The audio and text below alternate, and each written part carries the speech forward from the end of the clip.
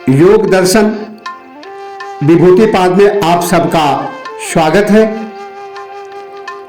पतंजल योग सूत्र 15 के माध्यम से महर्षि पतंजलि कहते हैं, क्रमान्यत्वं परिणामान्यत्वे हेतुः,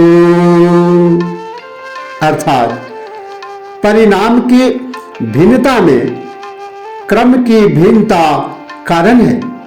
तात्पर्य यह है, सृष्टि में पाए जाने वाले पदार्थों को मुख्यतया दो वर्गों में विभाजित किया जा सकता है, निर्जीव तथा सजीव। इस सजीव वर्ग में वनस्पति, पशु, पक्षी तथा मनुष्य आते हैं। इन सभी के अनेक रूप, आकार एवं विशेषताएं हैं। अज्ञानी लोग इन सब में भिन्नता देखते हैं, किंतु तत्वज्ञानी जिन्हें इनके मूल स्वरूप का ज्ञान हो गया है, वे कहते हैं कि यह संपूर्ण सृष्टि उसी एक प्रकृति धर्म के विभिन्न रूप धर्म है। प्रकृति एक है, किंतु उसकी अनेक शक्तियां हैं जिन्हें उसका धर्म कहा जाता है। इन शक्तियों के परस्पर मिलन एवं क्रिया प्रतिक्रिया के फलस्वरूप ही विभिन्न रूपों का निर्माण होता है। सूत्र 13 में बताया गया है कि धर्म परिणाम, लक्षण परिणाम तथा अवस्था परिणाम से ये परिवर्तन होते हैं। जिस प्रकार एक ही मिट्टी से विभिन्न प्रकार के बर्तन बनते हैं, किंतु मूल में वह मिट्टी ही है। जिस प्रकार कपास से विभिन्न वस्तुएं बनती हैं, किंतु मूल में कपास ही है।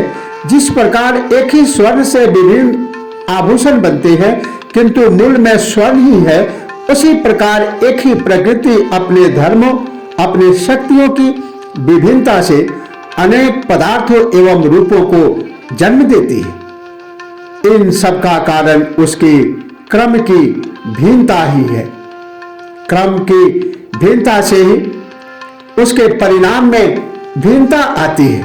जिस प्रकार एक ही विद्युत में ताप भी उत्पन्न किया जाता है, प्रकाश भी उत्पन्न किया जाता है, चुंबकत्व भी उत्पन्न किया जाता है तथा इन तीनों के विभिन्न क्रमों में हजारों प्रकार के यंत्र संचालित होते हैं, किंतु उन सब के मूल में विद्युत ही है।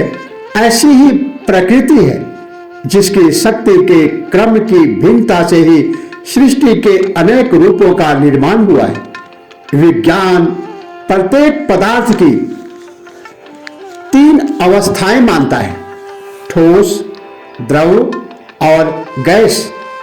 इस सूत्र के अनुसार यह भी क्रम की भिन्नता ही है, जो सहकारी कारण ताप की भिन्नता का परिणाम है। मूल में एक ही पदार्थ है जिसके ये 3 परिणाम होते हैं। यह संपूर्ण सृष्टि इसी प्रकृति की शक्ति के क्रम की भिन्नता का ही परिणाम है। आज इसी तथ्य को विज्ञान भी स्वीकार करता है कि मूल में ऊर्जा है तथा ये सभी रूप उस ऊर्जा के परिवर्तन की प्रक्रिया स्वरूप निर्मित हुए। सृष्टि की उत्पत्ति का वैज्ञानिक कारण भारतीय अध्यात्म बहुत पहले समझ गया था।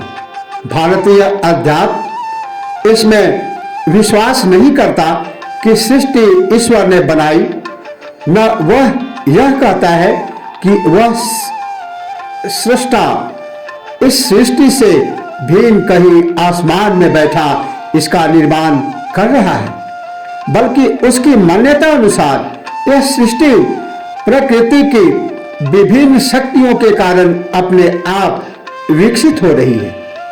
जो बात डार्विन आज कह रहा है, वह सांख्य तथा योग हजारों वर्षों पूर्व कह चुका है। इसी मूल शक्ति को अध्यात्म ने अव्यक्त, असंभूत आदि नामों से अभिव्यक्त किया है। इसीलिए महर्षि पतंजलि ने योग दर्शन विभूतिपाद के अंतर्गत सूत्र 15 में इसकी विवेचना करते हुए कहा, कर्मान्यतम परिणामान्यत हेतु। आज इतना ही। इसी के साथ ओम नमः शिवाय। जय श्री कृष्ण।